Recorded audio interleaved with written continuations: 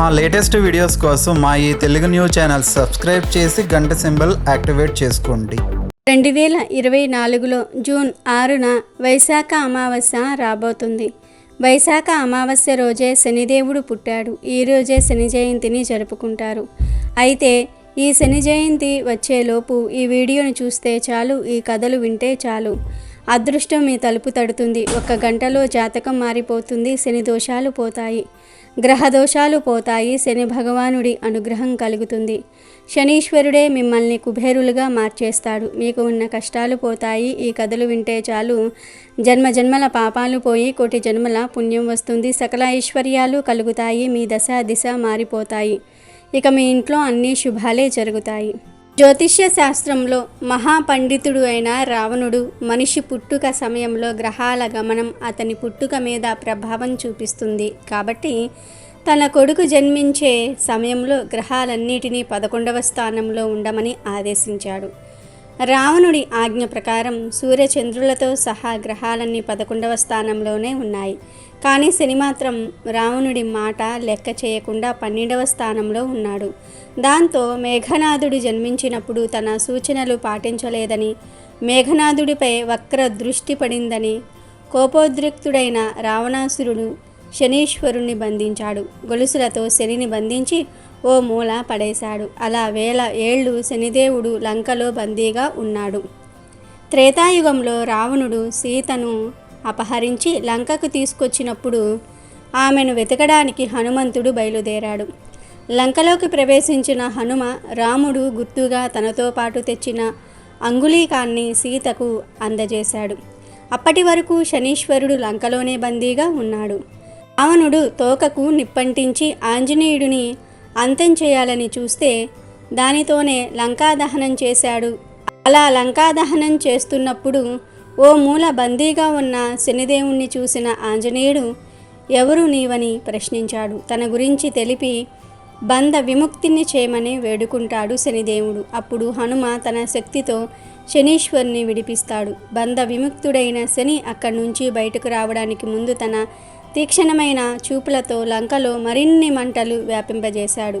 మంటలకు శని కూడా నల్లగా మారిపోవటమే కాదు, బంగారు లంక మొత్తం బూడిదిగా మారింది.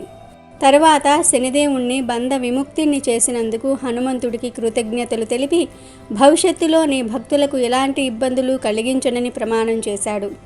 ఏలినాటి శని సమయంలో కూడా ఆంజనేయ స్వామిని పూజిస్తే ఎలాంటి శని ఉండదని శని ప్రమాణం చేశాడు.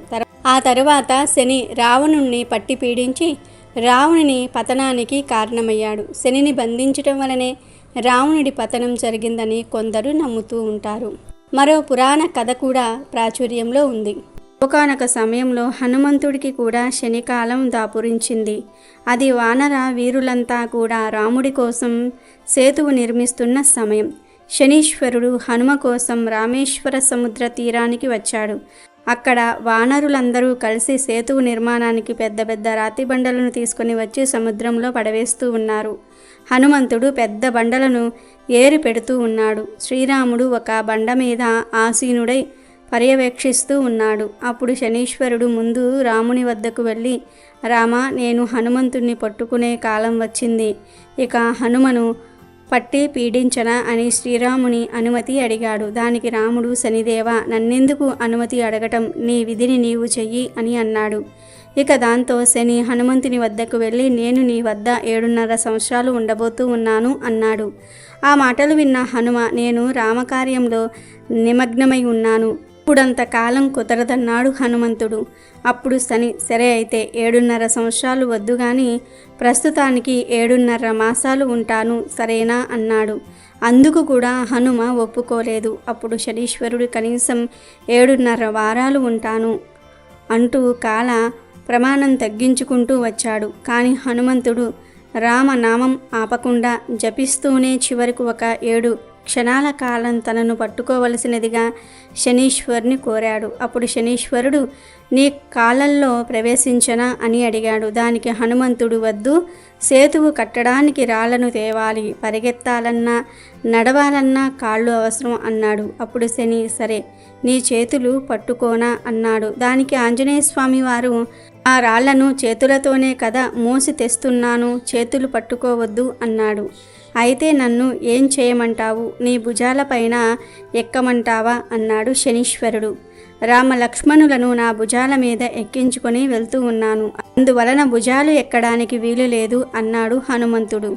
పోని నీ హృదయంలో ఉండవచ్చునా అని అడిగాడు శనీశ్వరుడు. ఈ హృదయంలో మహాలక్ష్మీ రూపిణి అయినటువంటి సీతాదేవి, నా దేవుడైన శ్రీరాముడు అంతరంగంగా నివసిస్తూ ఉన్నారు, అక్కడ నీకు చోటు లేదు అన్నాడు హనుమ. అప్పుడు శని, సరే చివరకు నీ శిరస్సు ఒక్కటే ఖాళీగా ఉన్నది, అక్కడే ఉంటాను అని శనీశ్వరుడు హనుమంతుని శిరస్సు పైన ఎక్కి కూర్చుంటాడు. హనుమంతుడు ఒక పెద్ద బండరాయిని తన శిరస్సుపై అంటే శనీశ్వరుని మీద పెట్టుకుని ఒక్కొక్క బండను సముద్రంలో వేయటం మొదలుపెట్టాడు. ఆ బండరాళ్ల బరువును మొయ్యలేక శనీశ్వరుడు కళ్ళు తేలేశాడు. మరో పెద్ద బండరాయిని హనుమ తన శిరస్సుపై పెట్టుకోగానే శనీశ్వరుడికి ఊపిరి సలపక గిలగిలలాడాడు. హనుమంతుడు ఆ రాయిని సముద్రంలో వేసిన మరుక్షణమే శనీశ్వరుడు హనుమ శిరస్సుపై నుండి కిందికి దూకేశాడు. అప్పుడు శనీశ్వరుడు అనగా శనిదేవుడు హనుమతో ఇలా అన్నాడు, మారుతి, నీ వల్ల నాకు శ్రీరాముని సేవించుకునే భాగ్యం కలిగినది. నీవు సకల శక్తులకు అతీతుడవైన రామభక్తుడవు. నీ ముందు నా శక్తి చాలదు, నిన్ను నేను పట్టలేను, నన్ను వదిలిపెట్టు మహానుభావ అంటూ చేతులెత్తేసి ఒకే పరుగు పెట్టాడు శనీశ్వరుడు. కనుక నిర్మల భక్తితో నిశ్చల మనస్సుతో శ్రీరాముణ్ణి ఆంజనేయ స్వామిని పూజించే వారిని శనీశ్వరుడు 2 క్షణాలు కూడా పట్టుకొనలేడు. శని జయంతి వచ్చేలోపు మునీశ్వరుడు ఎలా పుట్టాడో తెలిపే పురాణ కథను వింటే చాలు మీ జాతకం మారిపోతుంది, సకల ఐశ్వర్యాలు సిద్ధిస్తాయి. దేవతలకు దానవులకు యుద్ధం జరిగినప్పుడు ఎవరు గెలిచారు అనే నిర్ధారణ చేయడానికి పరమేశ్వరుడు రాగా దేవతలు రాక్షసులు ఒకరి మీద ఒకరు తప్పులను ఎత్తి చూపారు. అప్పుడు త్రిమూర్తులు కలిసి దేవతలకు దానవులకు ఎటువంటి పక్షపాతం చూపకుండా ఉండే కర్మ ఫలదాతను సృష్టించాలని అనుకున్నారు. అంటే ఎవరు తప్పు చేసినా వారికి దండన విధించే శక్తి గల అంశను సృష్టించాలని, అది కూడా సూర్యుని అంశతో జన్మించిన వాడై ఉండాలని త్రిమూర్తులు అనుకున్నారు. సూర్యుడికి విశ్వకర్మ కూతురు అయినటువంటి సంజనతో వివాహం అయ్యింది. వారికి 3 పిల్లలు కూడా జన్మించారు, యముడు మరియు యమున. కానీ సంజనాదేవి సూర్యుడి యొక్క ప్రకాశాన్ని వేడిని భరించలేకపోయింది. అందుకని సూర్యుని ప్రకాశాన్ని తట్టుకునే శక్తిని పొందేందుకు తపస్సును చేయాలనుకుంది. అందుకు తన భర్త అయిన సూర్య భగవానుడు ఒప్పుకోడేమో అని సంధ్య తన నీడ నుండి ఛాయ అనే స్త్రీని సృష్టించింది. వారిద్దరూ ఒకేలాగా ఉంటారు. తర్వాత సంధ్య ఛాయతో నేను సూర్య భగవానుడి శక్తిని తట్టుకునే శక్తి పొందటం కోసం తపస్సు చేయడానికి వెళ్తూ ఉన్నాను, కాబట్టి నా పిల్లల బాధ్యత తీసుకుని జాగ్రత్తగా చూసుకోమని చెప్పి తపస్సు చేసుకోవడానికి వెళ్ళిపోయింది. సంధ్య మరియు ఛాయ ఒకే పోలికలతో ఉండటం వలన సూర్యుడికి ఎటువంటి అనుమానం రాదు. కానీ సూర్యుడు ఛాయాదేవిని తాకినా ఆవిడకు ఎటువంటి నొప్పి కలక్కపోయేసరికి సూర్యుడికి ఆశ్చర్యం వేసి, దేవి, నీకు నా తాపాన్ని తట్టుకునే శక్తి ఎలా కలిగింది అని అడుగుతాడు. అప్పుడు ఛాయ పరమేశ్వరుని ప్రార్థించగా ఈ శక్తి కలిగింది అని చెప్పగా సూర్యుడు సంతోషిస్తాడు. కొన్ని సంవత్సరాలకు సూర్యుడికి ఛాయాదేవికి మరో 3 పిల్లలు జన్మించారు. వారే మనువు, శని మరియు తపతి. శని ఛాయాదేవి గర్భాన ఉన్నప్పుడు ఆమె శివుణ్ణి ఎంతో భక్తి శ్రద్ధలతో ఆరాధించేది. దాంతో గర్భంలో ఉన్నప్పటి నుండే శనికి కూడా శివుని మీద ఎనలేని భక్తి కలిగింది. శని జన్మించినప్పుడే ఎన్నో శక్తులతో జన్మించాడు. శని జన్మించినప్పుడు ఆ శిశువు ఎంతో నల్లగా ఉండటంతో సూర్యునికి ఈ శిశువు నా వల్ల పుట్టిన వాడేనా అనే అనుమానం కలిగి ఛాయాదేవిని దూషిస్తాడు. దాంతో శనికి కోపం వచ్చి తన తండ్రి అయిన సూర్య భగవానుడికి గ్రహణం పట్టించాడు. అసలు శని నలుపు రంగులో ఎందుకు పుట్టాడంటే ఛాయ అంటే నీడ, నీడ నలుపు రంగులో ఉంటుంది కాబట్టి శనికి ఆ రంగు వచ్చిందని పురాణాలు చెప్తూ ఉంటాయి. శని సూర్యునికి గ్రహణం పట్టించటంతో సూర్యుడు పశ్చాత్తాపడి శివుణ్ణి శరణు కోరగా ఆయనకు పట్టిన గ్రహణం తొలగుతుంది. కొన్ని సంవత్సరాలకు సంధ్యాదేవి తపస్సు పూర్తి చేసుకుని సూర్యలోకానికి తిరిగి వచ్చేసరికి ఆమె పిల్లలతో పాటు మరో 3 పిల్లలను చూసి ఎంతో ఆగ్రహానికి గురయ్యింది. అప్పుడు సంధ్యాదేవి ఛాయాదేవి మీద కోపంతో అనరాని మాటలు అంటుంది.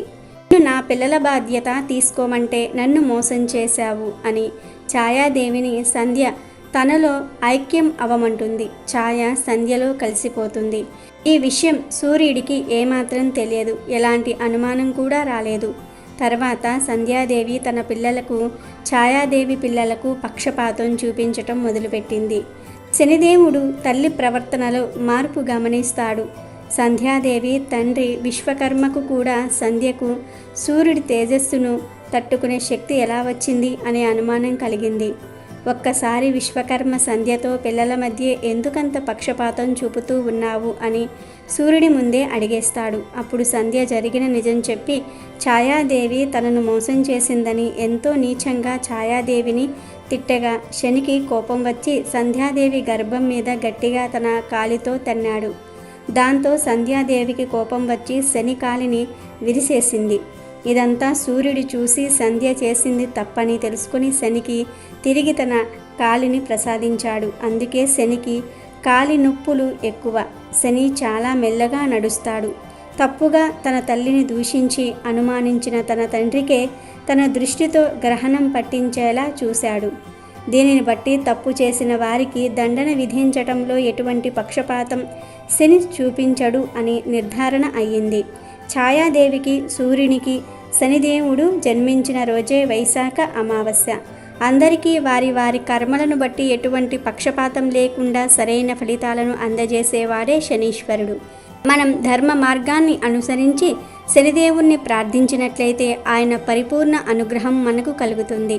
సిరి సంపదలు కూడా కలుగుతాయి. ఇదే శనిదేవుని జన్మరహస్యం. వైశాఖ అమావాస్య నాడు శనిదేవుడు పుట్టాడు. ఈరోజే శని జయంతిని జరుపుకుంటారు. ఇది శనిదేవుడికి ఎంతో ఇష్టమైన అమావాస్య అని శాస్త్రాలు చెప్తూ ఉన్నాయి. నవగ్రహాల్లో శనికి ఎంతో ప్రాముఖ్యత ఉంది. వాస్తవానికి శనిదేవుడు చాలా మంచివాడు. అమ్మా నాన్నల ప్రేమను శనిదేవుడు చూపిస్తాడు. శని భగవానుడు అంటే నీతి, న్యాయము, ధర్మబద్ధతకు కట్టుబడి ఉంటాడు. గోచార రీత్యా శనిదేవుని అశుభ దృష్టి ఉన్నవారు శనిదేవుణ్ణి భక్తితో కొలచి ధర్మబద్ధంగా జీవిస్తే శనిదేవుడు వారికి ఎలాంటి కీడు చేయకుండా కాపాడుతాడు. ఈ రోజున శని భగవానుడికి చేసే పూజా పునస్కారాలు, దాన ధర్మాలు మామూలు సమయంలో చేసే వాటికంటే అధిక శుభ ఫలితాలను ఇస్తాయి. ఈ అమావాస్య రోజు శనికి అభిషేకం చేయటం వలన, శని దీపం పెట్టడం వలన, శని దానాలు చేయటం వలన విశేషమైన ఫలితం లభిస్తుంది. ఈ అమావాస్య రోజు కనీసం తలకు స్నానం చేసి ఇంట్లో స్తోత్రాలు చదువుకున్న కొంతవరకు గ్రహదోషాల నుంచి విముక్తి లభిస్తుంది. అన్నిటికన్నా ముఖ్యమైనది ఈరోజు హనుమాన్ చాలీసా పఠిస్తే అన్ని రకాల కష్టాల నుంచి విముక్తి లభిస్తుందని శాస్త్రాలు చెప్తూ ఉన్నాయి. ఏలనాటి శని, అష్టమ శని, అర్ధాష్టమ శని దోషం తగ్గించుకునేందుకు వైశాఖ అమావాస్య రోజు నవగ్రహ ఆలయానికి వెళ్ళి శనిదేవునికి నువ్వులు సమర్పించి నువ్వుల నూనెతో అభిషేకం చేస్తే శని దోషాల తీవ్రత తగ్గుతుంది. శని అనుగ్రహం కలుగుతుంది. శని అమావాస్య రోజున పిండి ముద్దలు చేసి చేపలకు తినిపిస్తే ఇంట్లో సుఖ సంతోషాలు, ఐశ్వర్యము కలుగుతాయి. ఈ రోజున పూర్వీకులకు నీరు సమర్పించి ఆ తర్వాత మీ శక్తికి తగినట్లుగా దానం చేయండి. జయంతి సందర్భంగా శని జయంతి వచ్చేలోపు శనిదేవుడు ఎంత శక్తివంతుడో, ఆయనకు కోపం తెప్పిస్తే ఎలాంటి దుస్థితి వస్తుందో తెలిపే ఈ కథను వింటే చాలు పేదరికం పోయి మీరు ధనవంతులుగా మారుతారు. ఒకసారి వైకుంఠంలో ఉన్న లక్ష్మీదేవి దగ్గరకు శని భగవానుడు వస్తాడు. లక్ష్మీదేవి మరియు శని భగవానుల మధ్య ఒక వాగ్వాదం జరిగింది. వీరిద్దరూ నేను గొప్ప అంటే నేను గొప్ప అని వాదులాడుకోవటం మొదలుపెట్టారు. వీరి ఇద్దరి వాదన విన్న విష్ణు భగవానుడు ఒక సలహా ఇచ్చాడు. విష్ణు భగవానుడు అంటున్నాడు, మీరు ఇద్దరూ కూడా భూలోకానికి వెళ్ళండి. ఎక్కడైతే మంచి గుణగణాలు కలిగిన రాజు ఉంటాడో అతని రాజ్యంలోనికి వెళ్ళి ఆ రాజును మీ ఇద్దరిలో ఎవరు గొప్పవారో చెప్పమని అడగండి అని విష్ణు భగవానుడు సలహా ఇచ్చాడు. దీనికి అంగీకరించిన లక్ష్మీదేవి, శని భగవానులు భూలోకంలోనికి బయలుదేరుతారు. ప్రయాగ నగరంలో శ్రీవత్స అనే రాజు ఉన్నాడు. ఆ రాజు చాలా మంచివాడు. ఇతడి గొప్పతనం ఎన్నో నగరాలకు విస్తరణ చెంది ఉంది. లక్ష్మీదేవి మరియు శని భగవానుడు రాజసభలో ఉన్న శ్రీవత్స దగ్గరకు వచ్చి, మా ఇద్దరిలో ఎవరు గొప్ప అనే విషయం మేము తేల్చుకోలేకపోతూ ఉన్నాము. నువ్వు గొప్ప రాజువి కదా, మా ఇద్దరిలో ఎవరు గొప్ప అనే విషయాన్ని నువ్వు తేల్చి చెప్పు అని అన్నారు. లక్ష్మీదేవి శనిదేవుని మాటలు విన్న రాజు కొంచెం కంగారు పడ్డాడు. ఇప్పుడు నేను వీరి ఇద్దరిలో ఎవరు గొప్ప అని చెప్పను? శనిదేవుడు గొప్ప అని చెప్తే లక్ష్మీదేవికి కోపం వస్తుంది. లక్ష్మీదేవి గొప్ప అని చెప్తే శని భగవానుడికి కోపం వస్తుంది. లక్ష్మీదేవికి కోపం వస్తే నా రాజ్యంలోని సంపదలన్నీ పోతాయి. శని భగవానుడికి కోపం వస్తే నా రాజ్యాన్ని అష్టకష్టాల పాలు చేస్తాడు. రాజు ఆలోచించటం చూసిన లక్ష్మీదేవి శని భగవానుడు ఇలా అంటారు, మేమిద్దరం ఒక వారం తర్వాత మళ్ళీ నీ దగ్గరకు వస్తాము. అప్పటికి నువ్వు ఆలోచించుకొని మా ఇద్దరిలో ఎవరు గొప్పవారో చెప్పు అంటారు. లక్ష్మీదేవి శని భగవానుడు ఆ రాజు దగ్గర నుండి వెళ్ళిపోతారు. రాజు ఎవరు గొప్ప అని చెప్పాలి అని ఆలోచిస్తూ ఉన్నాడు. ఈ ఆలోచనతో రాజుకు తిండిపై నిద్రపై ఆసక్తి తగ్గిపోయింది. అలా 4 రోజులు గడిచాయి. ఇంకా 3 రోజులే ఉన్నాయి. నేను ఏం చెయ్యాలి అని ఆలోచిస్తూ ఉన్నాడు. రాజు చింతగా ఉండటం చూసిన రాణి, ఏమయ్యింది? మీరు ఎందుకని కొద్ది రోజుల నుండి చాలా ఆందోళనగా ఉంటున్నారు? ఏమైనా సమస్య వచ్చిందా, లేదా మన నగరానికి ఏదైనా సమస్య రాబోతూ ఉందా అని అడిగింది. రాణి అడిగిన ప్రశ్నలకు రాజు, నేను ఒక సమస్యలో ఇరుక్కున్నాను. 4 రోజుల క్రితం నేను రాజ్యసభలో ఉండగా లక్ష్మీదేవి శని భగవానులు వచ్చారు. వారిద్దరూ వారిలో ఎవరి గొప్ప అనే విషయాన్ని నన్ను చెప్పమన్నారు అని రాజు అన్నాడు. ఆ మాటలు విని రాణి ఇలా అడుగుతుంది, అయితే మీరు వారిద్దరిలో ఎవరు గొప్ప అని చెప్పారు. దానికి రాజు, నేను ఎవరు గొప్ప అని చెప్పలేదు. ఇంకా దానికోసం వారు నాకు ఒక వారం రోజులు గడువు ఇచ్చారు. ఇప్పటికి 4 రోజులు అయిపోయాయి, కానీ నాకు సమాధానం దొరకలేదు. నేను ఎవరు గొప్ప అని చెప్పను. ఒకరు గొప్ప అని చెప్తే మరి ఒకరికి కోపం వస్తుంది. నేను ఏం చెయ్యను అని రాజు రాణితో అన్నాడు. దానికి రాణి ఇలా అంటుంది, నేను మీకు ఒక సలహా ఇస్తాను. మీరు మీ సింహాసనం కుడి పక్కన బంగారు సింహాసనం ఒకటి వేయించండి. అలాగే మీ ఎడమవైపు వెండి సింహాసనం వేయించండి. ఎప్పుడైతే లక్ష్మీదేవి శనిదేవుడు మీ వద్దకు వస్తారో వారిని కూర్చోమని చెప్పండి. వారు ఎంచుకున్న కుర్చీలు వారి స్థాయిని, గొప్పతనాన్ని రుజువు చేస్తాయి అని చెప్పింది. రాణి సలహా విన్న రాజు ఆనందంతో ఉప్పొంగిపోయాడు. మరుసటి రోజు కొంతమందిని పిలిచి ఒక బంగారు సింహాసనం, ఒక వెండి సింహాసనం చేయించమని చెప్పాడు. వారం రోజులు గడిచిపోయాయి. లక్ష్మీదేవి శనిదేవుడు రాజు దగ్గరకు వచ్చారు. రాజు వారిని కూర్చోమని చెప్పగా లక్ష్మీదేవి బంగారు సింహాసనంపై, శనిదేవుడు వెండి సింహాసనంపై కూర్చున్నారు. లక్ష్మీదేవి శనిదేవుడు రాజుని, మా ఇద్దరిలో ఎవరు గొప్పవారో చెప్పు అన్నారు. దానికి రాజు, మీ ఇద్దరిలో ఎవరు గొప్పవారో మీరే స్వయంగా నిర్ణయం తీసుకున్నారు అన్నాడు. ఆ మాటలకు శని భగవానుడు ఆశ్చర్యపోయాడు. తాను దేనిపైన కూర్చున్నాడో చూసుకున్నాడు. శని భగవానుడు మనసులో ఇలా అనుకుంటున్నాడు, నేను వెండి సింహాసనంపై కూర్చున్నా, లక్ష్మీదేవి బంగారు సింహాసనంపై కూర్చుంది. వెండి కంటే బంగారం విలువైనది. వెండి కన్నా బంగారాన్ని గొప్పగా భావిస్తారు. అంటే లక్ష్మీదేవియే గొప్పదా అని ఆలోచించి వెంటనే తాను కూర్చున్న సింహాసనంపై నుంచి లేచి రాజువైపు కోపంగా చూసి బయటకు వెళ్ళిపోయాడు. శనిదేవుడు వెళ్ళటం చూసిన రాజుకు భయం వేసింది. వెంటనే లక్ష్మీదేవి ఇలా అంటుంది, నువ్వేమీ భయపడకు, నీకు తోడుగా నేనుంటాను అంటుంది. శనిదేవుడికి కోపం రావటం వల్ల శ్రీవత్స రాజ్యానికి విపరీతమైన కరువు వచ్చింది. రాజ్యంలో పంటలు పండలేదు, వానలు కురవలేదు. దానితో రాజ్యంలోని ప్రజలంతా పక్క రాజ్యానికి వెళ్ళటం మొదలుపెట్టారు.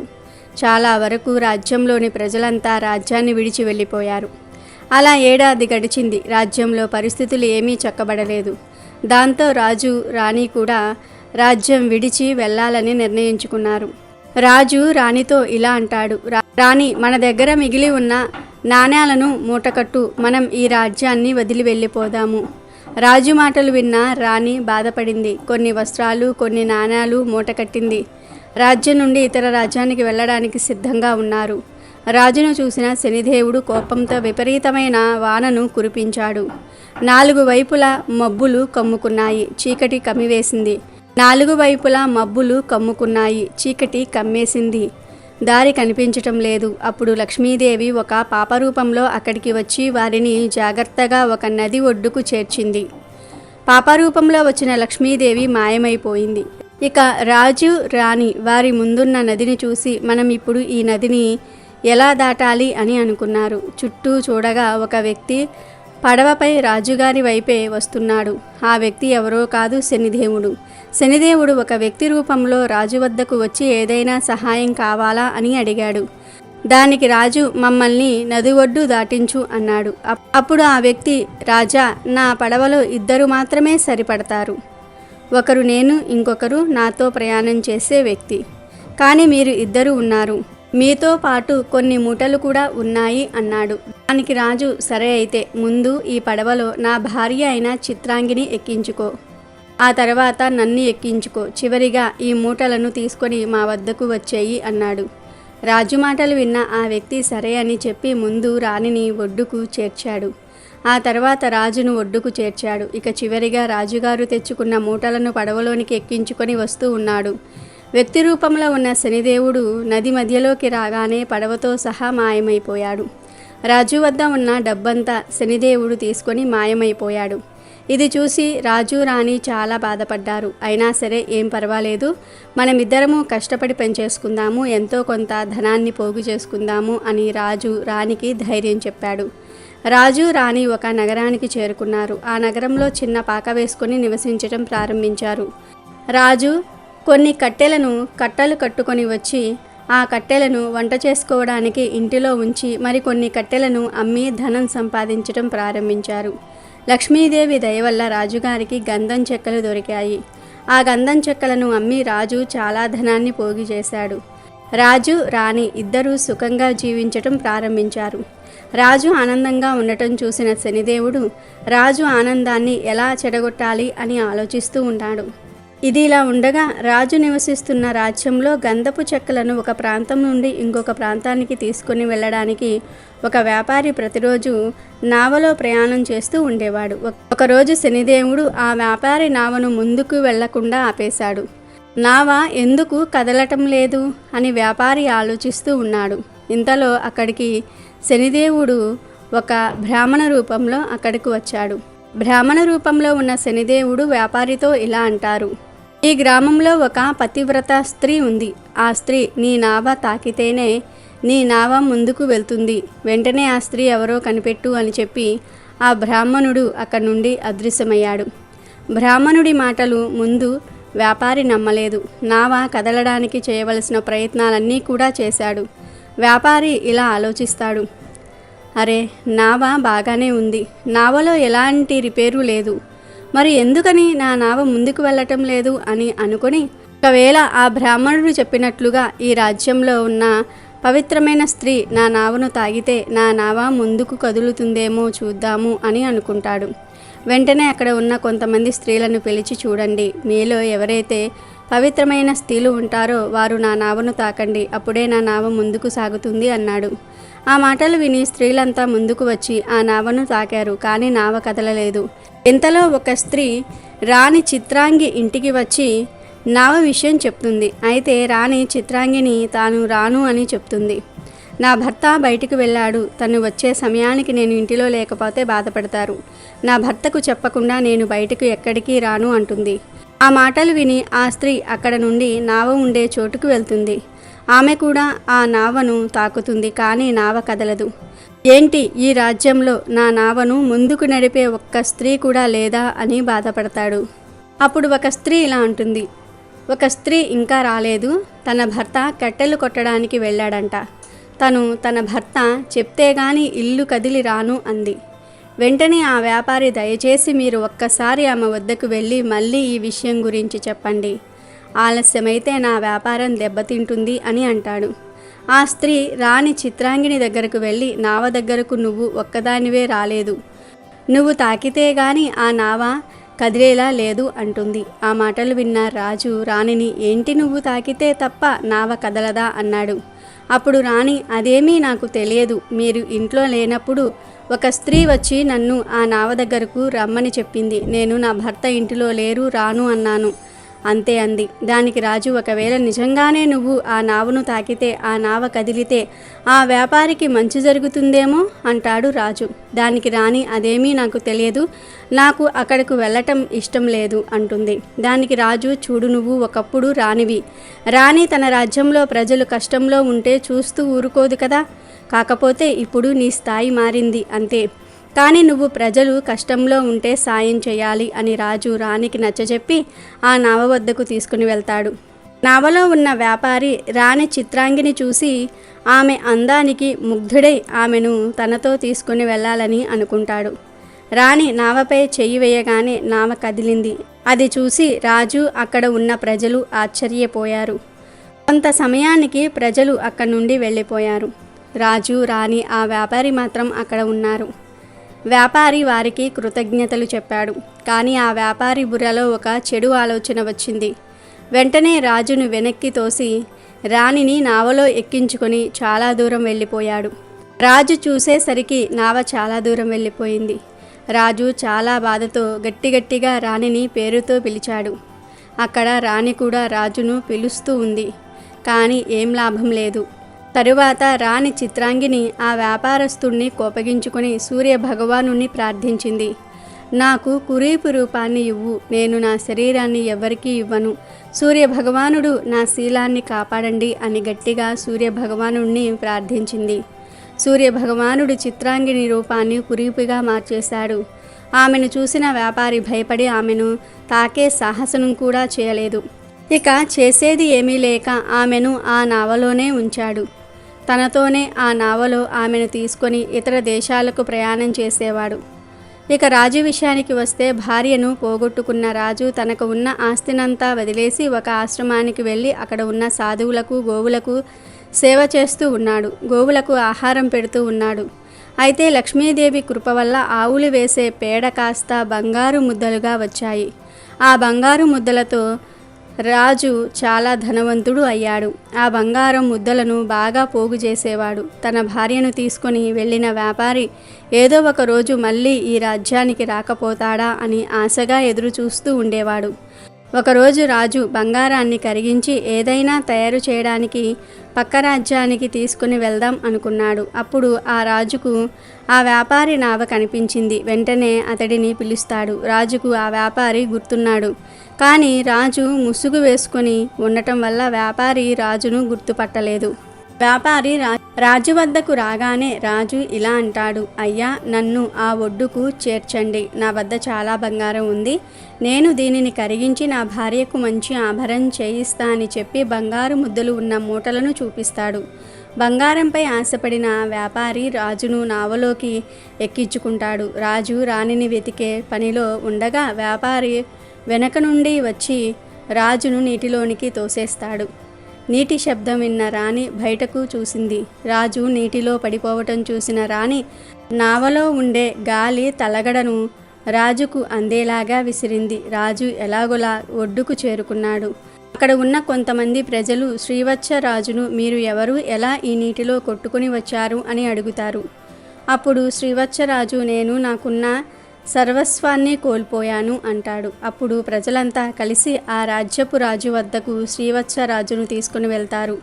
శ్రీవత్సరాజు ఆ రాజ్యపు రాజును చూసి ఇలా అంటాడు, అయ్యా, నాకు మీ రాజ్యంలో ఏదో ఒక పని ఇప్పించండి అంటాడు. ఆ మాటలు విన్న రాజు శ్రీవత్సను పూలమాలిగా నియమిస్తారు. శ్రీవత్సరాజు పూలమాలిగా ఉంటూ చుట్టూ ఉన్న పూల మొక్కలను చెట్లను అందంగా పెంచటం ప్రారంభించాడు. రాజుకు ఒక కూతురు ఉంది. ఆమె అలంకరణ కోసం తోటలో నుండి కొన్ని పూలను దండగా గుచ్చి ఆమెకు పంపేవారు. అయితే ఒకరోజు రాజు కూతురు తన చెలికత్తెలతో ఇలా అంటుంది, ఈ మధ్య నాకు వచ్చే పూలమాలలు చాలా అందంగా ఉంటున్నాయి. ఎవరు వీటిని ఇంతగా అందంగా కడుతూ ఉన్నారు అని రాణి అడుగుతుంది. ఆ మాటలు విన్న చెలికెత్తెలు, యువరాణి గారు, రాజుగారు కొత్తగా ఒక పూలమాలని ఏర్పాటు చేశారు. ఆయనే ఈ పూలమాలను తయారు చేస్తూ ఉన్నారు అంది. ఆ మాటలకు యువరాణి ఆ తోటమాలిని చూడడానికి వస్తుంది. పూల మొక్కలలో ఉన్న శ్రీవత్స అందాన్ని చూసి యువరాణి అతనిని భర్తగా పొందాలని కోరుకుంటుంది. ఈ విషయాన్ని నేరుగా తన తండ్రి గారికి చెప్తుంది. రాజు అయిన తన తండ్రి గారు శ్రీవత్సను చాలా కాలంగా చూస్తూనే ఉన్నారు. ఆయన ప్రవర్తన సామాన్య ప్రజలుగా లేదు. ఒకప్పుడు రాజుగా చేసిన వాడిగా లేదా రాజ్య సభలో ఒక వ్యక్తిగా కనిపిస్తూ ఉన్నాడు. ఏదైతే అది అయింది, నీ సంతోషమే నా సంతోషం అని యువరాణితో చెప్పి శ్రీవత్సరాజును పిలిపించాడు. యువరాణి నిన్ను పెళ్లి చేసుకోవాలని అనుకుంటుందని చెప్పాడు. దానికి శ్రీవత్సడు, నేను యువరాణిని పెళ్లి చేసుకునే స్థాయి లేనివాడిని. అయినా నాకు ముందే పెళ్ళయింది. నేను తనను కోల్పోయాను, నా ధనాన్ని కోల్పోయాను అని చెప్పాడు. కానీ తాను ప్రయాగ నగరానికి రాజు అని చెప్పలేదు. యువరాణి శ్రీవత్స కథ విని, అయినా పర్వాలేదు, నేను మిమ్మల్నే పెళ్లి చేసుకుంటాను అని చెప్పింది. శ్రీవత్స కూడా ఒప్పుకుంటారు. యువరాణి మరియు శ్రీవత్స ఒకరోజు రాజ్యభవనం పైన ఉండగా రాజుకు నావలు కనిపించాయి. ఆ నావలను ఎవరు ఎక్కడికి ఎలా పంపిస్తున్నారు అని రాజు యువరాణిని అడుగుతాడు. అప్పుడు రాణి, నావలను ఇతర ప్రాంతాలకు, దేశాలకు రవాణా కోసం పంపుతాము. అక్కడ ఒక వ్యక్తి ఉంటాడు. తానే నావలో వచ్చే ప్రతి వస్తువును చూస్తూ నావ ఎక్కడికి వెళ్ళాలో చెప్తాడు. ఆ మాటలు విని రాజు, నావకు సంబంధించిన పనిలో ఏదైనా పని నాకొకటి చూడమని మీ తండ్రి గారితో చెప్పు అంటాడు. ఆ మాటలకు రాణి నవ్వి, చూడండి, ఇదంతా మీ సొంతం. మీరు మీకు నచ్చింది చెయ్యండి. నావలు ఉండే ప్రదేశానికి వెళ్ళి మీకు నచ్చిన పనిని చేసుకోండి. కానీ ఒక విషయం గుర్తుపెట్టుకోండి, మీరు ఇప్పుడు నా భర్త, ఈ రాజ్యానికి యువరాజు. మిమ్మల్ని ఎవరైనా ఎదిరిస్తే వారిని క్షమించకండి. అలాగే ఇతరులకు ఆదేశాలను ఇవ్వడం మర్చిపోకండి అని చెప్తుంది. ఆ మాటలు విని సరే అని చెప్తాడు శ్రీవత్సడు. మరుసటి రోజు శ్రీవత్సడు నావలుండే ప్రదేశానికి వెళ్ళాడు. తన భార్యను మరియు బంగారాన్ని దొంగిలించిన వ్యాపారి కోసం ఎదురు చూడసాగాడు. అలా కొద్ది రోజులు అయ్యాయి. ఆ వ్యాపారి నావపై రావటం చూసిన శ్రీవత్సడు అక్కడ ఉన్న పనివాళ్లను పిలిచి ఆ వ్యాపారిని తన వద్దకు తీసుకురమ్మని చెప్పారు. వెంటనే శ్రీవత్సడు ఆ వ్యాపారిని పట్టుకుని రాజు వద్దకు తీసుకుని వెళ్ళి, అతనే నా భార్యను, నా బంగారాన్ని దొంగిలించాడు అని చెప్పాడు. కానీ వ్యాపారి అదంతా అబద్ధమని నమ్మబలికాడు. అప్పుడు శ్రీవత్సడు, తన నావలో నా బంగారు ముద్దలు ఉన్నాయి. అవి ఒకదానికి ఒకటి చిక్కుకొని ఉంటాయి. వాటిని నేను తప్ప ఎవ్వరూ తీయలేరు. రాజు వెంటనే ఆ బంగారు మూటలను తెప్పించాడు. ముందుగా వ్యాపారికి ఇచ్చి వాటిని చిక్కు తీయమన్నాడు. ఓస్, అదెంత పని? అయినా ఇవి నా బంగారు ముద్దలు, నాకు తెలియదా వీటిని ఎలా తీయాలో అని పలికాడు. వ్యాపారి ఎంత ప్రయత్నించినా వాటిని తీయలేకపోయాడు. తర్వాత రాజు శ్రీవత్సడుడికి బంగారాన్ని ఇవ్వమన్నాడు. శ్రీవత్సడు క్షణాల్లో ఆ బంగారాన్ని విడివిడిగా చేసి చూపించాడు. రాజు ఆ వ్యాపారిని జైల్లో వేయించాడు. అలాగే అతని నావలో ఇంకా ఏమేమి ఉన్నాయో చూసి వాటిని బయటకు తీసి నావను ఇతరులకు అప్పగించండి అని చెప్పాడు. రాజ్యసభలో ఉన్న కొందరు ఆ నావను బాగా తనిఖీ చేశారు. రాజ్యసభలోకి కురీపు రూపంలో ఉన్న చిత్రాంగిని తీసుకుని వచ్చారు. శ్రీవత్సడు ఆమెను చూసి, ఈమె నా భార్య చిత్రాంగి. నీకు ఏమయ్యింది? నువ్వు ఎందుకు ఇలా కురీపిగా తయారు అయ్యావు అంటాడు. దానికి రాణి చిత్రాంగి, మీరు భయపడకండి. ఆ వ్యాపారి నన్ను ఏమీ చేయలేడు. నేను సూర్యభగవానుని ప్రార్థించి నా పవిత్రతను కాపాడుకొని నాకు కురీపి రూపాన్ని ఇవ్వమని అడిగాను. నేను మళ్ళీ మామూలుగా మారిపోగలను అని చెప్పి మళ్ళీ సూర్యభగవానుని ప్రార్థించింది. రాణి చిత్రాంగి మునపటి కంటే ఇంకా అందంగా మారింది. రాజు చాలా సంతోషించాడు. యువరాణి వంక చూశాడు. నువ్వేమీ బాధపడకు, నేను ప్రయాగ నగరానికి రాజును. కొన్ని కారణాల వల్ల నేను నా రాజ్యాన్ని కోల్పోయాను. నేను నా మొదటి భార్యను ఎలా అయితే ప్రేమిస్తూ ఉన్నానో నిన్ను అలాగే ప్రేమిస్తాను అంటాడు. రాజు శ్రీవత్సలుడు మాటలు విని, నేను చాలా మంచి అల్లుడిని పొందాను. నాకు చాలా గర్వంగా ఉంది. ఇక నుండి నాకు ఒక కూతురు కాదు, 2 కూతుళ్ళు. చిత్రాంగిని కూడా నా కూతురే. నేను నీకు కొంత ధనాన్ని ఇస్తున్నాను. తిరిగి నీ రాజ్యాన్ని నువ్వు పొందుకో అంటాడు. శ్రీవత్సలుడు తన రాజ్యాన్ని సరిచేసుకొని ఒక మంచి ముహూర్తం చూసుకొని 2 రాణులతో కలిసి శ్రీవత్సలుడి రాజ్యంలో అడుగుపెట్టి సింహాసనాన్ని అధిష్టానం చేశాడు. కొన్ని రోజుల తర్వాత రాజు వద్దకు లక్ష్మీదేవి, శనిదేవుడు వచ్చి ఇలా అంటారు. మేము 2 కావాలనే నీ నీతి ధర్మాలను పరీక్షించాము. మా మధ్య ఎటువంటి వాదన జరగలేదు. శనిదేవుడు రాజుతో ఇలా అంటాడు. నేను నీకు ఒక విషయం చెప్తాను. వీటిని అందరూ గుర్తుపెట్టుకోవాలి. శనిదేవుడు అంటున్నాడు, ఏ మనిషి అయితే జీవితంలో ఎన్ని విపత్తులు వచ్చినా సత్యమార్గంలో నడుస్తారో వారు ఎప్పటికీ నాశనం అవ్వరు. అటువంటి వారికి దేవతలు కూడా సహాయం చేస్తారు. అలాగే ఏ మనిషి అయితే అబద్ధాలు ఆడుతారో, తన అవసరాల కోసం ఇతరులను వాడుకుంటారో, అలాంటి వారు ముందు సుఖాలను అనుభవించిన నా ప్రభావంతో కష్టాలను అనుభవించేలాగా చేస్తాను. రాజా, నీవు కష్టకాలంలో ఉన్నప్పుడు ఎవరి వద్ద చెయ్యి చాచలేదు. నీ కష్టంతో నీవు బ్రతికావు. అలాగే యువరాణిని పెళ్లి చేసుకునే సమయంలో కూడా నువ్వు అత్యాశ పడకుండా నీ నిజాయితీని నిరూపించుకున్నావు. రాజా, నీ నీతి, ధర్మము, సత్యం మార్గం వల్ల నేను చాలా సంతోషాన్ని పొందాను. కాబట్టి నా ఆశీర్వాదములు నీకు ఎల్లప్పుడూ ఉంటాయి. దీని కారణంగా మీ రాజ్యం మునుపటి కంటే సిరి సంపదలతో తులతూగుతూ ఉంటుంది. నేను చెప్పే 2 మాటలను గుర్తుపెట్టుకోండి. నా ఆశీర్వాదం ఎవరిపైన అయితే ఉంటుందో వారు కొన్ని క్షణాలలోనే ధనవంతులుగా మారిపోతారు. అలాగే నాకు ఎవరైతే కోపాన్ని కలిగిస్తారో వారిని నేను క్షణాలలోనే కటిక పేదవాడినిగా చేసేస్తాను. కాబట్టి మనుషులంతా గుర్తుపెట్టుకోండి, నా కృప మీపై ఉంటే సర్వ సంపదలు, సుఖాలు మీ సొంతమవుతాయి. నాకు ఆగ్రహాన్ని కలిగిస్తే మాత్రం మీరు ఎన్ని పూజలు చేసినా మిమ్మల్ని నా నుండి ఎవ్వరూ తప్పించలేరు. ఈ 2 విషయాలను గుర్తుపెట్టుకుంటే మీ జీవితంలో పేదరికం అనేది రానే రాదు. ఈ మాటలను చెప్పి లక్ష్మీదేవి మరియు శనిదేవుడు మాయమైపోయారు. కాబట్టి ఫ్రెండ్స్, మనం ఎన్ని పూజలు చేసినా, ఎన్ని వ్రతాలు చేసినా, ఎన్ని పుణ్యకార్యాలు చేసినా ధర్మాన్ని మరియు సత్యమార్గంలో నడవాలి. పాపాలు చేసేసి పుణ్యకర్మలు చేసినంత మాత్రాన పాపం యొక్క తీవ్రత తగ్గదు. ఎలాంటి పరిస్థితులు ఎదురైనా ధర్మ మార్గంలోనే నడవండి. సత్యాన్ని నమ్ముకోండి. శని భగవానుడి అనుగ్రహాన్ని పొందండి. జీవితంలో పేదరికానికి చోటు లేకుండా చూసుకోండి. ఆనందంగా జీవించండి. అలాగే శని జయంతి సందర్భంగా శనిదేవుడు సింగనాపూర్లో ఎలా వెలిశాడో తెలిపే స్థల పురాణ కథను వింటే చాలు అదృష్టం మిమ్మల్ని వరిస్తుంది. శనీశ్వరుడి అనుగ్రహం కలుగుతుంది. శనీశ్వరుడే సకల ఐశ్వర్యాలను ఇస్తాడు. ఈ శని త్రయోదశి రోజు శనిదేవుడు సింగనాపూర్లో ఎలా వెలిశాడో తెలిపే స్థల పురాణ కథను వింటే చాలు అదృష్టం మిమ్మల్ని వరిస్తుంది. శనీశ్వరుడి అనుగ్రహం కలుగుతుంది. శనీశ్వరుడే ఐశ్వర్యాన్ని ఇస్తాడు. మీ జాతకం మారిపోతుంది. శనీశ్వరుడికి ప్రత్యేక దేవాలయాలు ఉండటం బహు అరుదు. ఒకవేళ ఉన్నప్పటికీ అవి కూడా వేళ్ల మీద లెక్క పెట్టుకోగలిగినవే. సాధారణంగా శనీశ్వరుడు మిగతా నవగ్రహాలతో పాటు అనేక దేవాలయాల్లో దర్శనమిస్తాడు. అయితే శనీశ్వరుడికి ఓ ప్రత్యేకమైన దేవస్థానంగా పేరెన్నికగన్న క్షేత్రం శని సింగనాపూర్. షిరిడీకి సుమారు 75 కిలోమీటర్ల దూరంలో ఉన్న ఈ దివ్య క్షేత్రంలో భక్తుల కోరికలు తీర్చే కొంగు బంగారంగా విరజిల్లుతున్నాడు శనిదేవుడు. ఇక్కడ శనిదేవుణ్ణి ఒక శిల రూపంలో పూజిస్తారు. అలా శిల రూపంలో పూజించటం వెనుక ఒక కారణం ఉంది. పూర్వం ఈ గ్రామం చాలా చిన్నది. ఈ గ్రామంలో గొర్రెల కాపరులు నివాసం ఉండేవారు. ఒకసారి ఈ గ్రామానికి సమీపంలోని పనస వంకకు భారీగా వరద వచ్చింది. వరద వచ్చిన తరువాత గొర్రెల కాపరుల పిల్లలు ఆడుకోవడానికి బయటకు వచ్చారు. పిల్లలు మట్టితో రాళ్లతో ఆడుకోవటం మొదలుపెట్టారు. అప్పుడు వారికి 2 నేరేడు చెట్ల మధ్య ఇరుక్కుని ఉన్న ఒక నల్లరాయి కనిపించింది. ఆ రాయితో కూడా ఆడుకుందామని వారు దానిని చెట్ల మధ్య నుండి తీయడానికి ప్రయత్నించారు.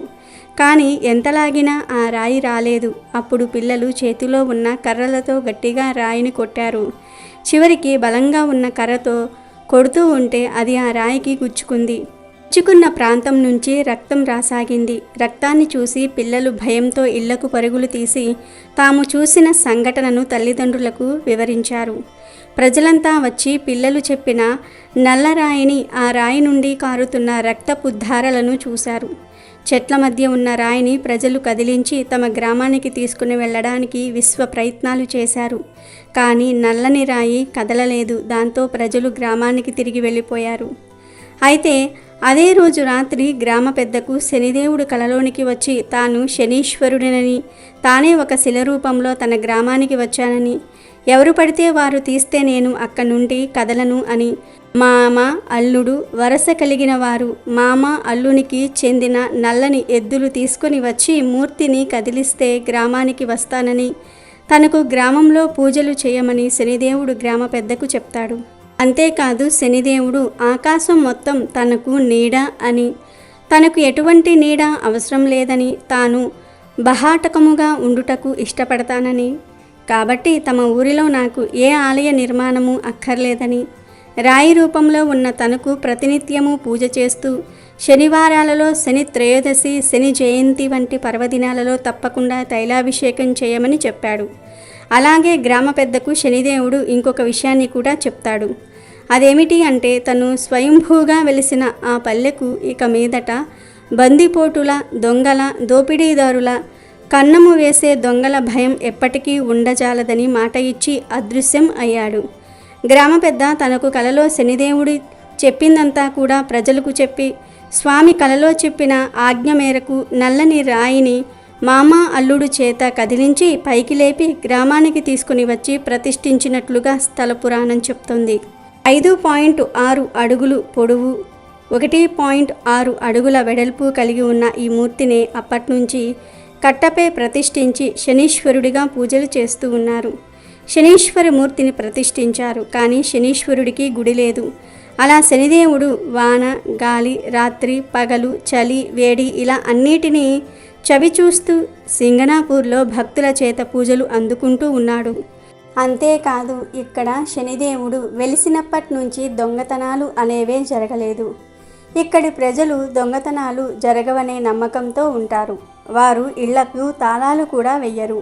ఒకవేళ ఎవరైనా దొంగతనం చేయుటకు ప్రయత్నించినా వారు అక్కడికక్కడే ఊరి పొలిమేర దాటేలోగా రక్తం కక్కుకొని చనిపోతారు. అయ్యప్ప మాలను ధరించిన వారికి ఎలాగైతే శనిదోషం పరిహారం అవుతుందో అలాగే సింగనాపురం శనీశ్వర్ని దర్శించుకున్న వారికి శనిదోషం పరిహారం అవుతుందని భక్తుల నమ్మకం. అలాగే వైశాఖ అమావాస్య సందర్భంగా వైశాఖ పురాణంలో గొడుగు నీళ్లు దానం చేస్తే ఎటువంటి ఫలితాలు కలుగుతాయని చెప్పారో తెలిపే కథను వింటే చాలు మీ దశ దిశ మారిపోతాయి, రాజయోగం పడుతుంది.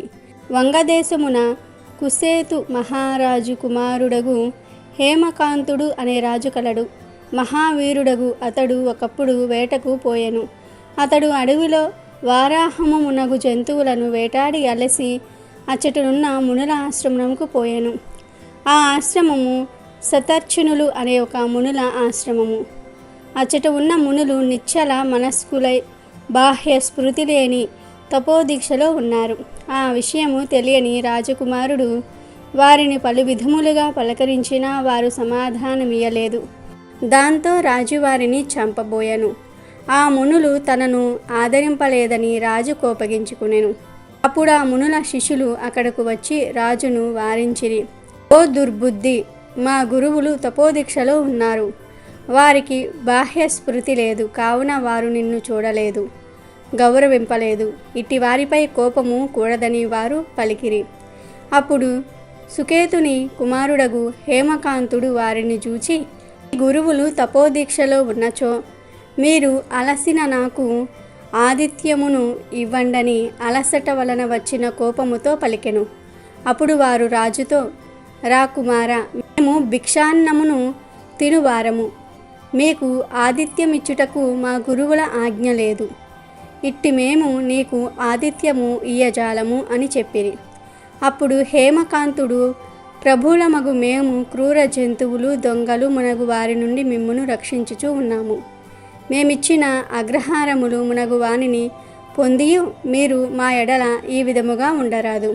కులైన మిమ్మల్ని చంపినా తప్పులేదు అని పలికి వారిపై బాణములను ప్రయోగించి కొంతమందిని చంపెను. మిగిలిన శిష్యులు భయముతో పారిపోయిరి. రాజభటులు ఆశ్రమంలోని వస్తువులను కొల్లగొట్టిరి, ఆశ్రమమును పాడు చేసిరి. పిమ్మట హేమాంగతుడు తన రాజ్యమునకు వెళ్ళిపోయెను. కేతువు తన కుమారుడు చేసినది తెలుసుకొని కోపగించుకునెను. నీవు రాజుగా ఉండదగిన వాడివి కాదని చెప్పి దేశము నుండి వెళ్ళగొట్టెను. హేమకాంతుడు తండ్రిచే పరిత్యక్తుడై దేశ బహిష్కరితుడై అడవులలో నివసించుచు కిరాతుడై జీవింపసాగెను. ఈ విధముగా 28 సంవత్సరములు గడిచెను. హేమకాంతుడు కిరాత జీవనమునకు అలవాటు పడి కిరాత ధర్మములను ఆచరించుచు కిరాతుడై జీవించుచూ ఉండెను. బ్రహ్మహత్య దోషమున నిలుకడలేక అడవుల బట్టి తిరుగుచూ జీవించుచూ ఉండెను. వైశాఖ మాసమున త్రిదుడను ముని అడవిలో ప్రయాణించుచూ ఉండెను. ఆ ముని ఎండవేడికి బాధపడి దప్పికచే పీడింపబడుచు ఒకచోట మూర్చెల్లెను. దైవికముగా ఆ అడవిలోనే ఉన్న హేమకాంతుడు ఆ మునిని చూచి జాలిపడెను. అప్పుడు హేమకాంతుడు మోదుగ ఆకులను పేర్చి ఎండ పడకుండా గొడుగులాగా చేసెను. తన యొద్ద సొరకాయ బుర్రాలోనున్న నీటిని చల్లి ముని సేద తీర్చెను.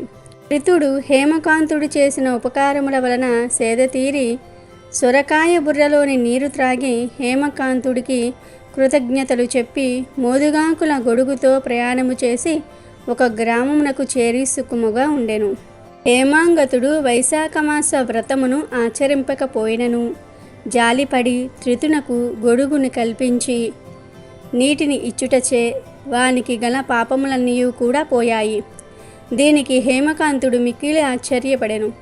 కొంతకాలమునకు అతడు రోగాల బారిన పడ్డాడు. పైకి లేచి ఉన్న జుట్టుతో భయంకర ఆకారులకు యమదూతలు వాని ప్రాణములు తీసుకుని పోవడానికి వచ్చిరి. హేమకాంతుడు వారిని చూసి భయపడెను. వైశాఖ మాసమున మోదుగాకుల గొడుగును సొరకాయ బుర్ర నీటిని ఇచ్చిన పుణ్యఫలమున హేమకాంతుడికి శ్రీ మహావిష్ణువు స్మృతి వచ్చి విష్ణువును స్మరించెను. దయాశాలియగు శ్రీ మహావిష్ణువు వెంటనే తన మంత్రిని పిలిచి, నీవు హేమాంగతుణ్ణి భయపెట్టుచున్న యమదూతలను నివారింపుము. వైశాఖమాస ధర్మమును పాటించిన హేమాంగతుణ్ణి వారి నుంచి రక్షింపుము. హేమాంగుడు వైశాఖ ధర్మమును ఆచరించి నాకిష్టమైన వాడయ్యను, పాపహీనుడయ్యను. ఇందు సందేహము లేదు. ఇంతట పూర్వము అపరాధములను చేసినా కూడా హేమాంగతుడు వైశాఖ ధర్మమును ఆచరించి ఒక మునిని కాపాడినాడు. మోదుగాకుల గొడుగును నీటిని ఇచ్చినాడు. ఆ దాన ప్రభావమున ఇతడు శాంతుడు, ధాతుడు, చిరంజీవి, శౌర్యాది గుణ సంపన్నుడిగా నీకు సాటి అయిన వాడిగా మారాడు. కావున వీనిని రాజుగా చెయ్యుమని నా మాటగా చెప్పమని శ్రీ మహావిష్ణువు విశ్వకేశుడిని హేమాంగతుని వద్దకు పంపెను. భగవంతుని ఆజ్ఞ ప్రకారము విశ్వకేశనుడు హేమాంగతుని వద్దకు పోయెను. యమదూతలకు విష్ణువు మాటలను చెప్పి పంపించెను. విశ్వకేశనుడు హేమాంగతుణ్ణి తండ్రియగు కుశకేతు వద్దకు తీసుకుని వెళ్ళి శ్రీ మహావిష్ణువు చెప్పిన మాటలను చెప్పి వానికి హేమాంగతుణ్ణి అప్పగించెను. కుశకేతువు విశ్వకేశుడిని భక్తితో స్తుతించెను. తర్వాత కుశకేతువు సంతోషముతో తన పుత్రుణ్ణి స్వీకరించెను. తన పుత్రునకు రాజ్యమును అప్పగించి విశ్వకేశుణ్ణి అనుమతితో భార్యతో పాటు వనములకెళ్ళి తపమాచరింపజేసెను. విశ్వకేశనుడు కుశకేతువును హేమాంగతుణ్ణి ఆశీర్వదించి విష్ణు సాన్నిధ్యమునకు చేరెను.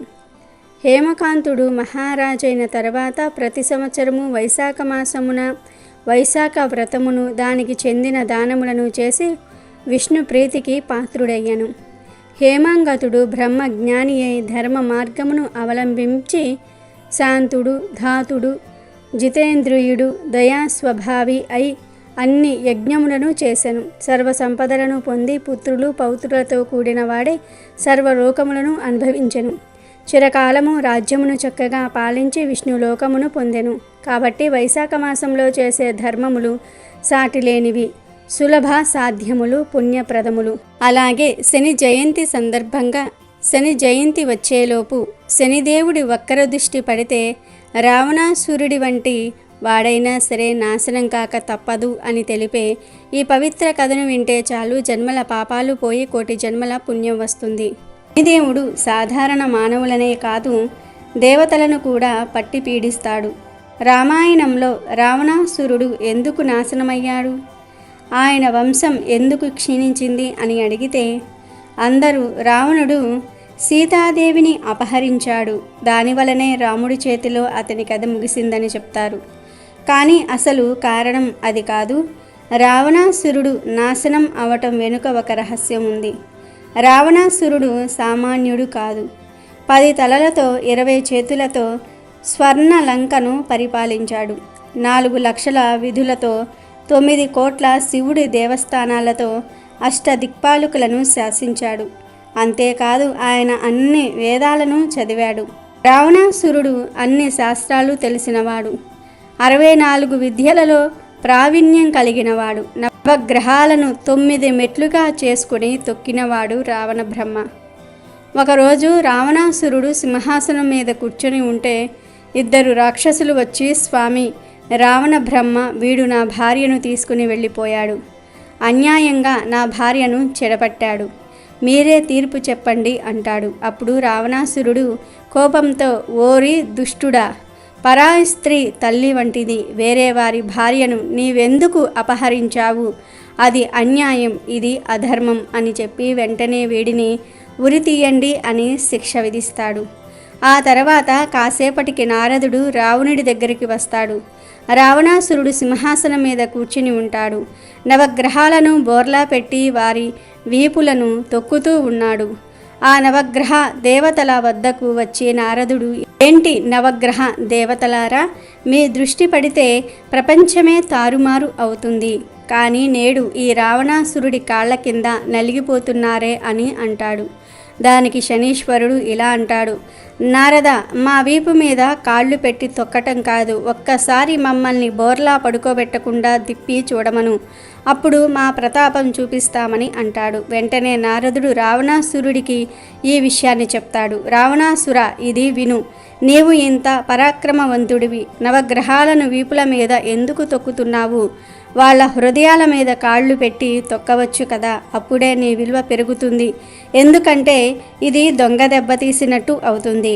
గ్రహాలకు భయపడి నువ్వు వారిని బోర్లా పెట్టావు అని చాలామంది అనుకుంటున్నారు.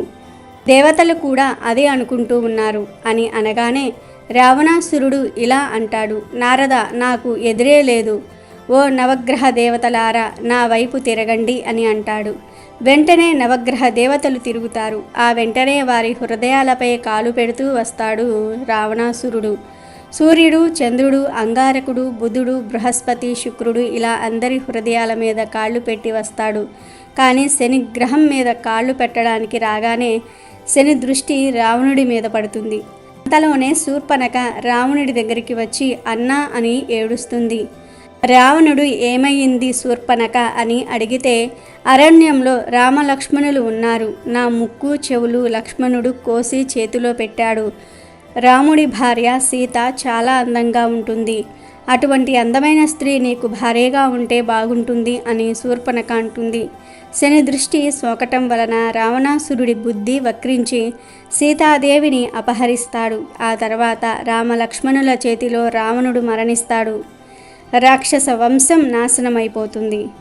శని దృష్టి పడటం వలన శాస్త్రాలు వేదాలు చదివినవాడు, 10 తలలు 20 చేతులు కలిగినవాడు, బ్రహ్మ వంశంలో జన్మించినవాడు, దేవతలను చిత్రహింసలు పెట్టిన అంతటి లంకాది రావణాసురుడికే వినాశనం తప్పలేదు. కాబట్టి శని దృష్టి అనేది అంత క్రూరమైనది. మనుషులు, దేవతలు ఎవరైనా శని దృష్టిలో పడితే కష్టాల పాలవుతారు. శనిదేవుడు కృష్ణుడి భక్తుడు. సూర్యదేవుడు మరియు అతని భార్య ఛాయాదేవి దంపతుల కుమారుడు శనిదేవుడు. చీకటి రంగుతో మరియు ఇనుముతో చేసిన రథాన్ని నడుపుతూ రాబందు వాహనదారుడై ఉంటాడని చెప్పబడినది. తన చిన్ననాటి నుండి శనిదేవుడు శ్రీకృష్ణుడికి ఉత్తమ భక్తుని వలె ఉన్నాడు. శ్రీకృష్ణుని ఆశీస్సులకు అధిక కాలం పాటు తపస్సును, ధ్యానాన్ని అనుసరించాడు కూడా. తనతో పాటు కృష్ణుడిపై ఉన్న ప్రేమ కూడా అంచెలంచెలుగా పెరిగింది. పెద్దవాడైన తరువాత అతను చిత్రరథుని కుమార్తె ధామినిని వివాహం చేసుకున్నాడు. ఆమె దైవిక శక్తులు ఉన్న స్త్రీగా చెప్పబడింది. అందంలోనే కాకుండా అత్యంత తెలివైనదిగా కూడా. అనేక ఆలోచనల నడుమ ఒక పిల్లవానికి తల్లిగా ఉండాలనే కోరికను బలంగా కలిగి ఉండేది ధామిని. ఆ కోరికతోనే శనిదేవుని సమీపించింది. ఆ సమయంలో శ్రీకృష్ణుడి ధ్యానంలో ఉన్నాడు శనిదేవుడు. ఆ ధ్యానం నుండి బయటకు రావడానికి కూడా శనిదేవుడు ఇష్టపడలేదు. అప్పటికీ ఆమె అతన్ని ధ్యానం నుండి మేల్కొల్పాలనే ప్రయత్నం చేసింది.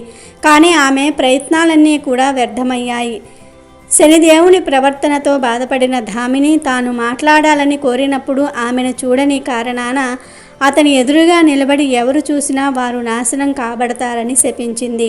ఆమె తరచుగా అడిగిన అభ్యర్థనలను నిర్లక్ష్యం చేసిన కారణాన అతని దృష్టి ప్రజలకు ఎల్లప్పుడూ కూడా ప్రతికూల ప్రభావాలను తీసుకుని వస్తుందని చెప్పబడింది. క్రమంగా శనిదేవుడు ఎవరిని చూస్తే ఆ వ్యక్తి కొన్ని క్లిష్ట సమస్యలను ఎదుర్కోవలసి ఉంటుందని శపించింది. శనిదేవుడు ధ్యానం నుండి కళ్ళు తెరిచినప్పుడు తన భార్య చిరాకు, కోపాన్ని గమనించి ఆమెకు క్షమాపణ చెప్పాలని ప్రయత్నించాడు.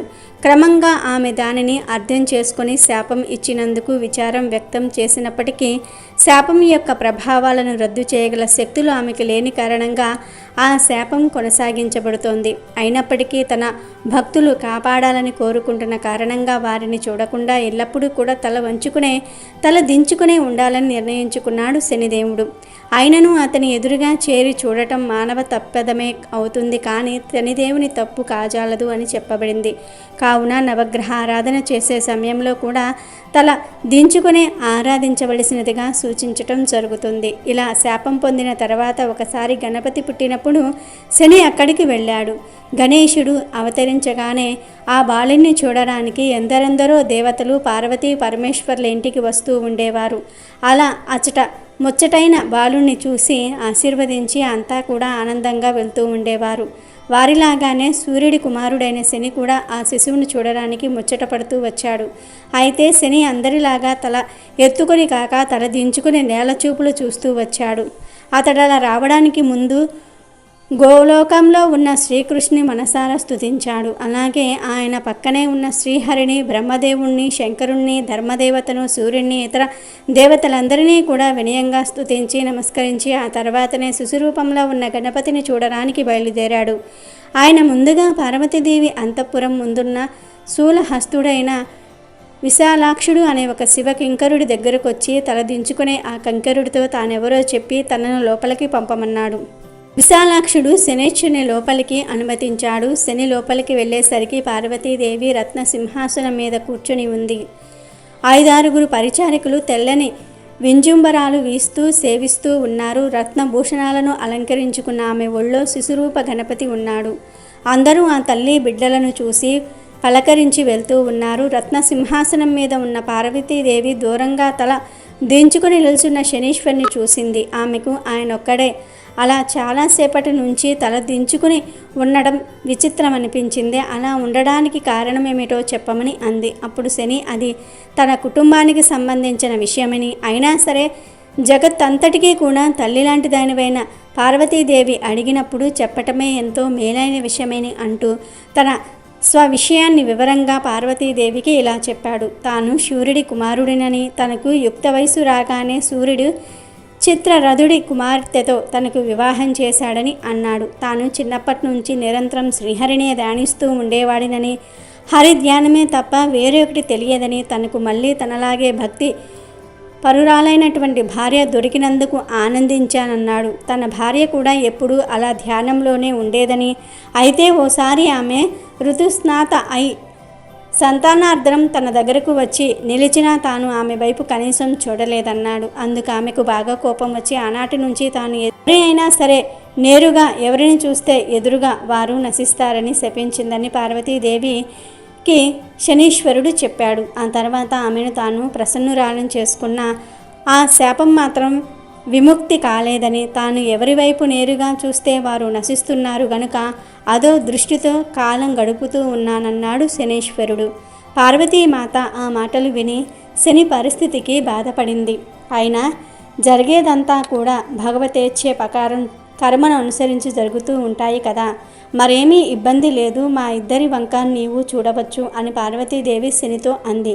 శని ఒకవేళ అలా చూడకపోతే ఆమెకు కోపం వచ్చి శపిస్తే మళ్ళీ ఎక్కడ ఆ శాపాన్ని అనుభవించాలో అని భయపడి ఆ తల్లి ఒళ్ళో ఉన్న శిశువు వంక చూశాడు శని.